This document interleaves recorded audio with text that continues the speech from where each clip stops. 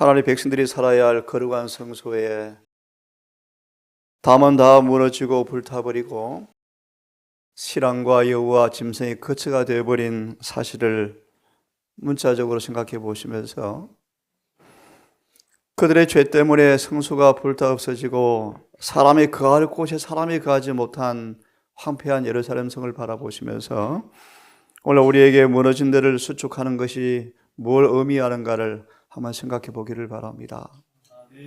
우리 영혼의 성소 안에 율법이 보관되어지고 하나님께서 살아야 할 거처가 짐승의 거처가 되어버린 그런 현실을 보면서 철저하게 우리 영혼의 성소가 용서와 회개, 중생을 통하여 그분의 의가 우리 안에 살아있는 경험을 통하여 우리의 삶 속에 그 기도가 응답되어지는 삶 되기를 진심으로 바랍니다. 우리가 진리라는 사실을 증거하는 표징이 무엇입니까?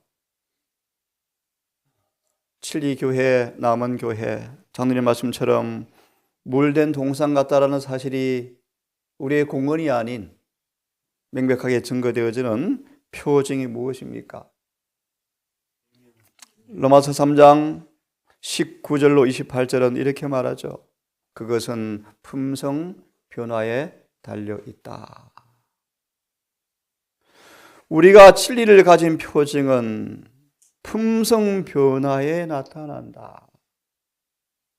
어제 말씀처럼 이 사랑이 너희 안에 있고, 들어보세요.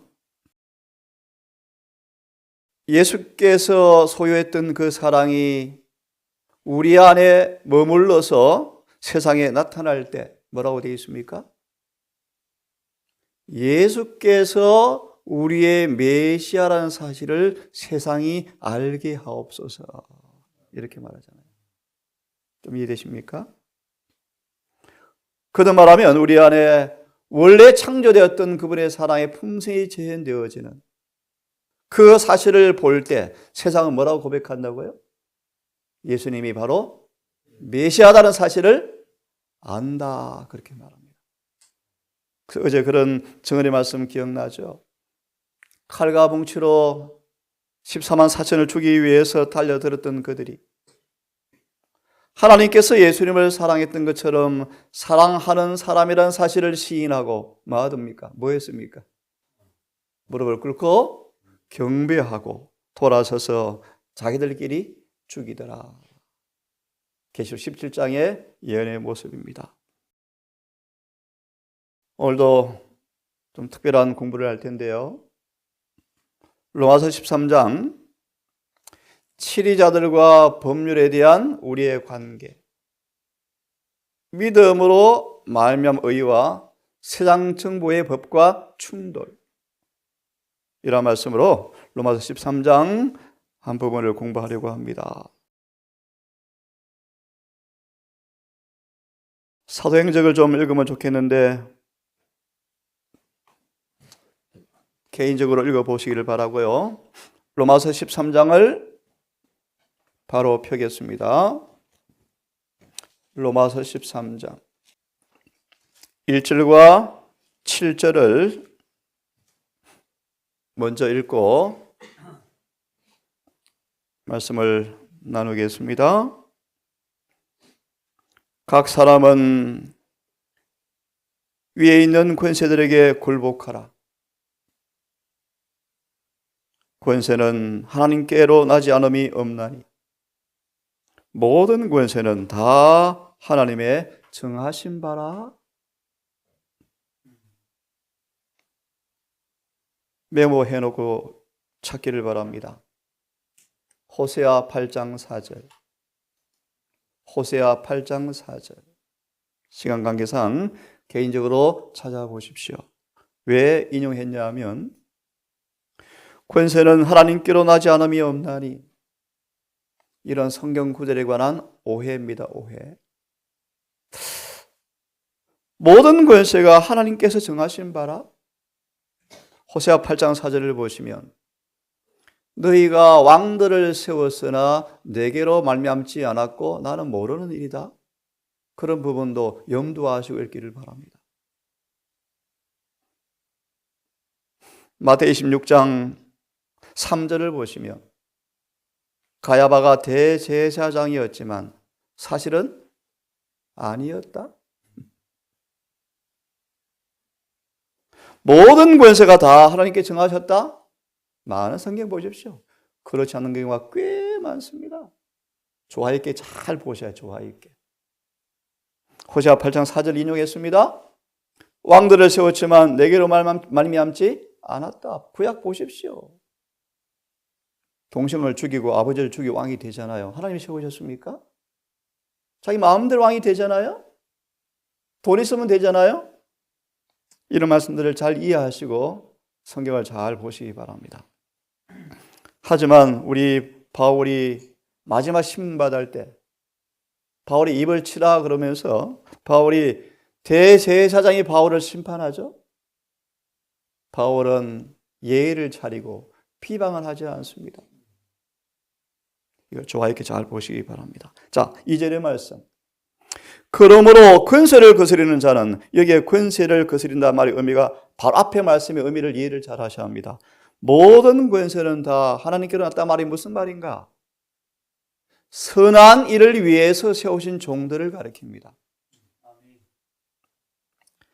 권세를 거스리는 자는 하나님의 명을 거스림이니 거스리는 자들은 심판을 자취하리라. 어떤 권세요? 보세요. 3절.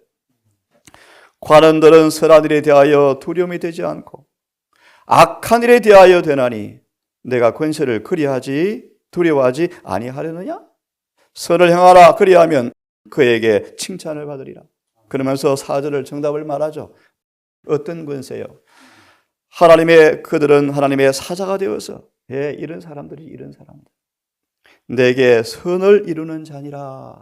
이런 권세 뭐라고요? 순복하라.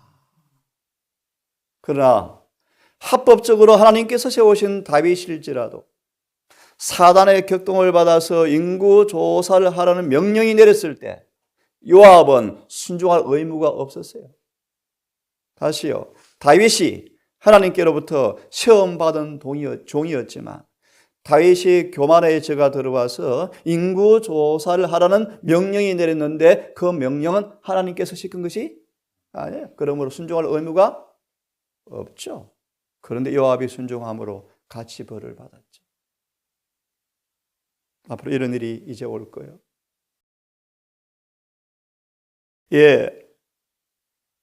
5절의 말씀. 그러므로 굴복하지 아니할 수도 없노니 노를 인하여만 할 것이 아니요 양심을 위하여 할 것이라. 너희가 공세를 바치는 것도 이를 인함이니 저희가 하나님의 일꾼이 되어서 바로 이 일에 항상 힘쓰느니라. 하지만 아니면요, 모든 자에게 줄 것을 주되 공세를 받을 자에게는 공세를 바치고 국세를 받을 자에게는 국세를 바치고. 잠시 스톱했지만 성전 세 문제 공부해 보셨죠? 예수께서 드릴 의무가 없지만 불필요한 논쟁을 피하기 위해서 바치셨죠? 하지만 그 다음 말씀 보세요. 불언간 성전 관계가 변화가 있을 것입니까? 있죠. 뭔 뜻이요? 유대 성전은 불탈 것입니다. 불탈 것입니다. 조직이 비록 부패하고 타락하지만 하나님 정하신 기간이 맞죠. 과거처럼 두 렙돈을 드릴 의무가 있죠. 하지만 다른 것도 있다는 사실을 우리는 아셔야 돼요. 그 다음요. 그러므로 두려워할 자를 두려워하며 존경할 자를 존경하라. 자, 좀 보겠습니다. 13장이 굉장히 중요한 우리에게 의미가 있는 그런 성경 본문의 말씀입니다.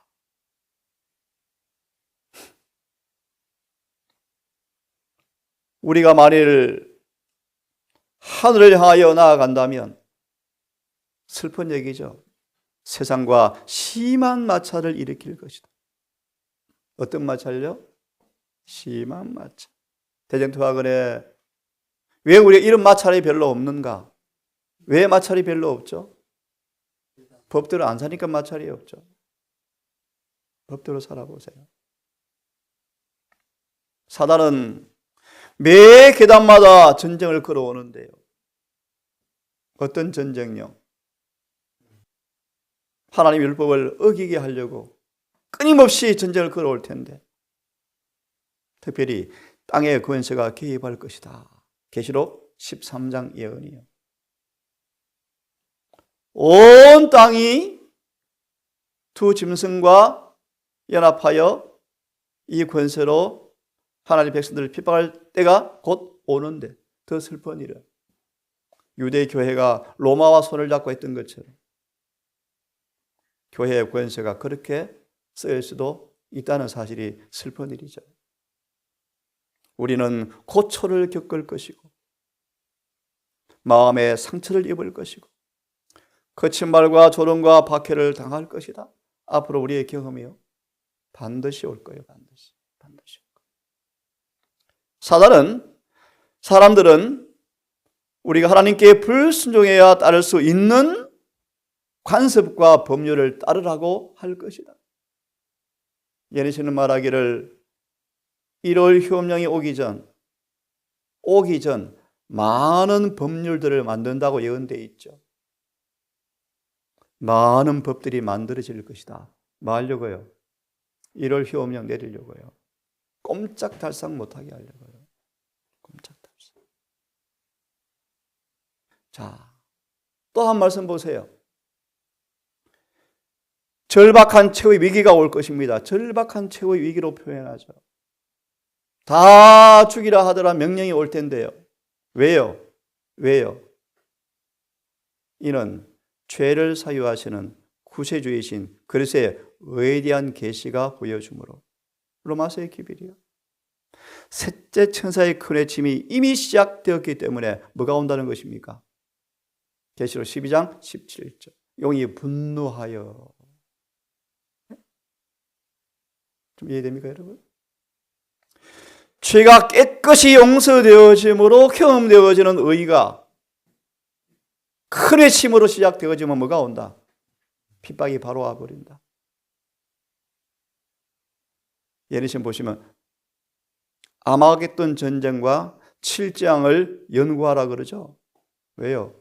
읽어보십시오. 나중에 사단은 한 번도 전쟁을 치르지 않고 자신의 포로를 내어준 적이 없기 때문이다. 앞으로 무슨 전쟁이 옵니다. 세상의 법과 성경 사이의 충돌이 심각할 것입니다. 그래서 함께 읽습니다. 시작. 무릇 그리스도 예수 안에서 경건하게 살고자 하는 자는 핍박을 받으리라. 경건이라는 단어를 영어를 보신 분들, 경건이란 이 원래 단어가 그대로 성경대로 직역하면 하나님의 품성이라는 단어를 한글로 뭐로 번역해 놓았습니까? 경건. 하나님의 품성을 회복하고 그렇게 살면 뭐한다? 핍박을 받는다. 좀 더 하나님의 품성이 우리의 뭐로 계시가 되었습니까? 율법이죠. 다시 말하면 예수 안에서 율법 그대로 살고자 하는 사람들은 뭐가 온다? 왜요? 세상은 불법이거든요. 불법. 그래서 예수를 믿는 사람들은 세상과 뭐라고요? 원수다. 원수다. 그래서 함께 있습니다. 앞으로 저와 여러분들이 반드시 경험하게 될 성경 구절이요. 반드시. 함께 있습니다. 시작. 베드로와 사도들이 대답하여 가로되 사람보다 하나님을 순종하는 것이 마땅하니라. 예. 사람보다 하나님을 순종하는 것이 마땅하니라. 앞으로 일이 절절히 경험되어질 때가 올 거예요. 저는 피부로 와닿는 경험을 많이 해봤죠. 또 읽습니다. 시작. 요한이 대답하여 가로되 하나님 앞에서 너희 말을 듣는 것이 하나님 말씀 듣는 것보다 옳은가 판단하라. 예. 너희 말 듣는 것이 하나님의 말씀 듣는 것보다 옳은가 판단하라.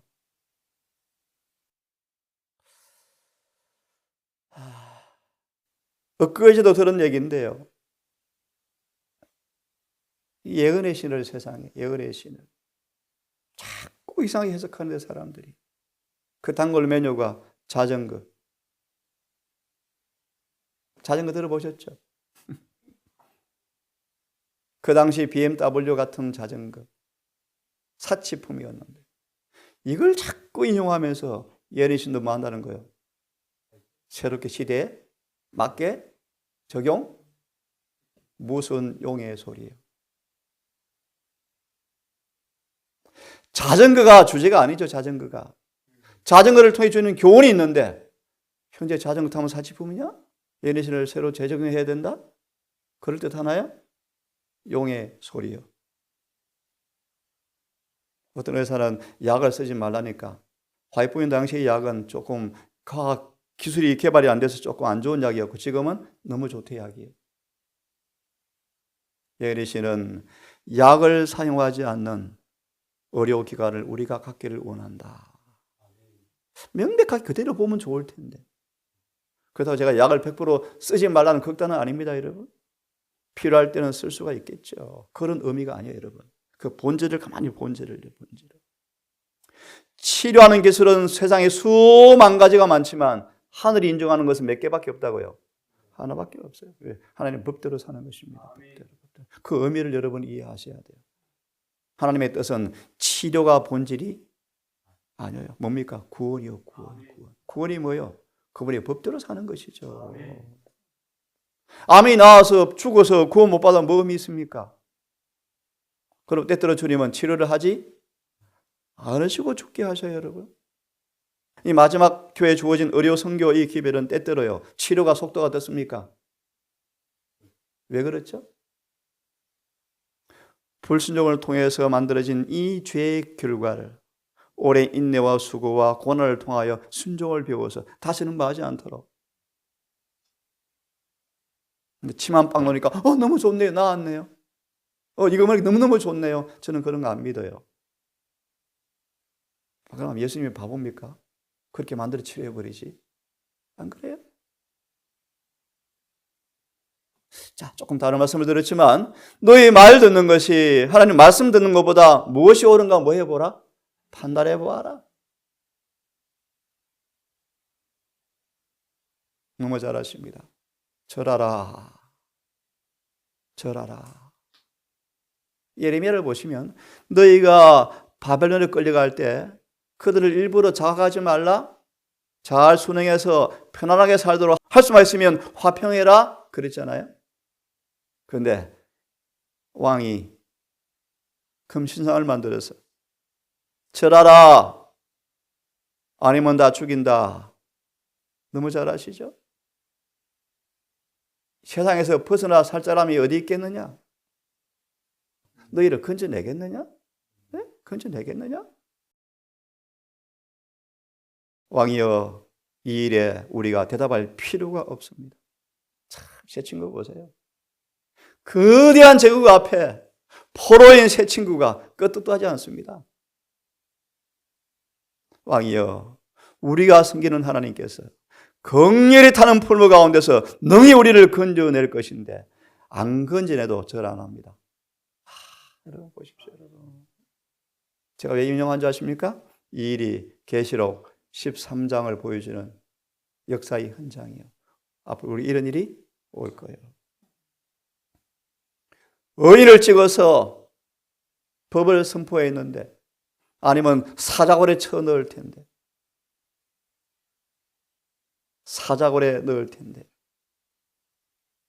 한 번 정하면 변하지 않는 이 메데 페르시아법, 아주 악법이죠. 악법. 그런데 다니엘은 찍힌 금령을 돌아보지 않고 하루 3번씩 여전히 기도하더라. 다니엘은 변덕장이가 되기를 원치 않았다. 그는 늘 하던 습관대로 문을 열고 예루살렘 동쪽을 향하여 입으로 아무도 못 듣게 기도했다. 똑같이 행한 대로 기도했더라. 1월 형이 내리면 그런 일이 올 거예요.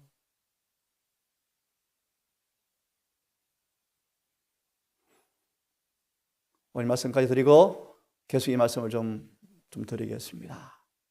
우리 에스더서 아시죠? 그 시대에 국한된 특별한 경험이 아니다. 바로 저와 여러분이 당할 경험이다. 예? 하나란시의 법을 정하여 다음 뭐 해버리라? 죽이라. 예레신의 셋째 장이 내릴 즈음에 사형 명령 문서가 전 세계로 퍼지는 걸 화이분이 계시로 보았죠. 다 죽여버려라. 어떤 국가는 그 사형 명령서가 전달도 안 된 상태에서 벌써 죽이려 하더라. 그런 일이 올 거예요. 이것은 에스더 시대에 국한된 경험이 아니다. 사도 요한은 계시를 바라보면서 오늘날 살고 있는 저와 여러분들이 이 말씀이 성취된 것을 볼 것이다. 세상과 심각한 충돌이 올 거예요. 심각한 충돌. 법정에 끌려갈 거예요. 법정에. 재산은 다 빼앗길 거예요. 투옥될 거예요. 벌금을 맞을 거예요. 몸으로 학대를 당할 거예요. 순교도 당할 거예요. 과거 여러 시대를 통하여 나타난 참교회를 박해한 동일한 정신이 마지막 대쟁투를 위한 준비가 이루어지고 있다. 더 정확하게 말하면 이미 준비는 끝났다. 로마 교황권은 약삭 빠르게도 자신의 올 때를 잘 알고 있다. 새끼양 같은 짐승이 구렁을 넘어 손을 펼칠 때 그 기회를 기다리고 있다. 뭐죠 그게 여러분? 강신술과 연합이요. 강신술. 이런 공부도 좀 하셔야 돼요. 어떻게 강신술이 지금 활기를 치는지, 재림교 안에까지 어떻게 들어왔는지 여러분 아셔야 돼요. 강신술이 들어왔다니까요. 최후의 공포될 법령이 올 텐데요. 에스더 시대에 비슷할 것이다. 모르드게가, 그죠?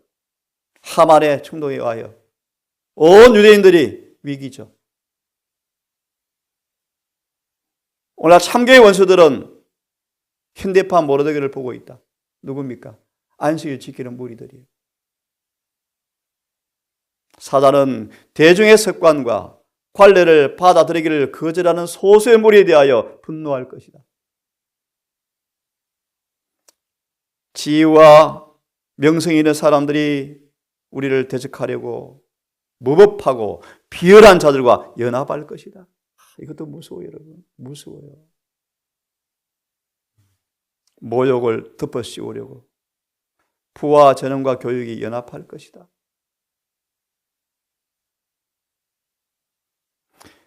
박해하는 통치자들과 목사들과 교인들은 이게 슬픈 일이에요.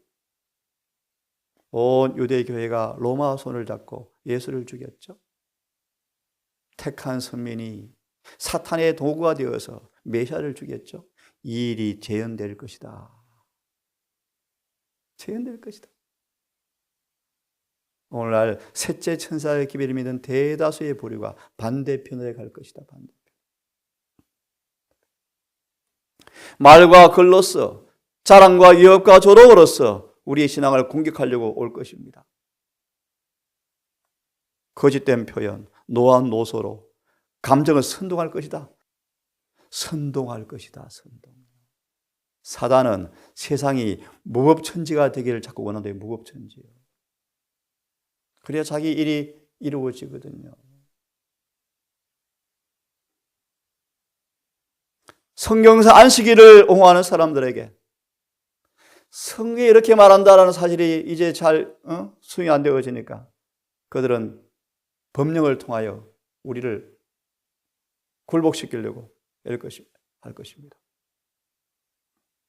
인기와 후원을 얻기 위하여 입법자들은 1월 법령에 대한 요구에 응하게 될 것이다.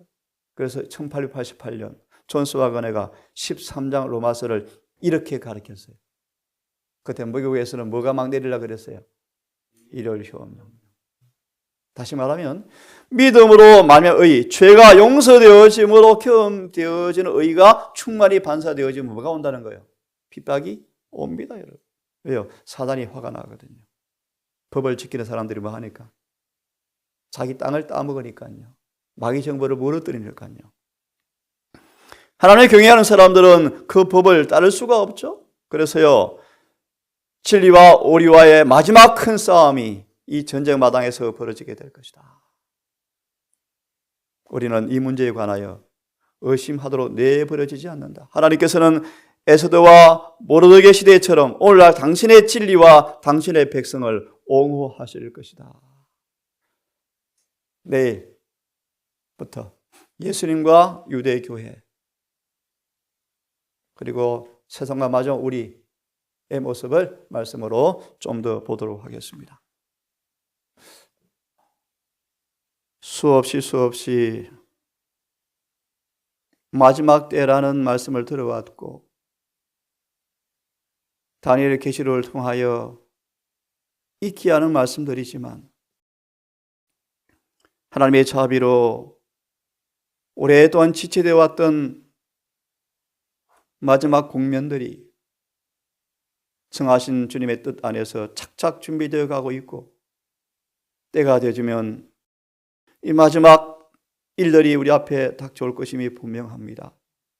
하나님, 죄를 사유하시는 믿음으로 마음의 의의 기별이 경험되어지는 것이 뭘 의미하는 것을 이 시간 생각해 봅니다. 이 국가를 사랑하고 이 교회를 사랑하고 조직을 위하여 협력해야 할 것이지만 끝나지 못한 사람들의 손에 의하여 법률이 집행되어지고 교권이 행사되어질 때 무서운 슬픈 일을 우리가 미리 보게 되어집니다.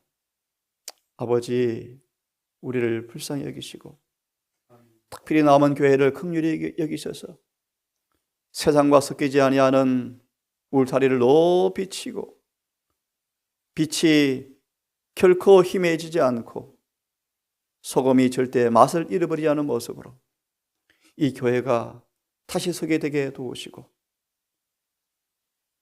큰 성 바벨론을 향하여 외쳐질 이 교회가 순수성과 독특함을 잃어버리지 않고 어렵고 힘든 심한 마찰을 겪겠지만 진리를 감추거나 깃발을 낮추지 않고 경건과 두려움으로 온유로 옷 입고 진리를 높이 지켜들므로 속히 복음이 마지막 전파되어지고 주님의 재림을 속히 보기를 진심으로 원합니다.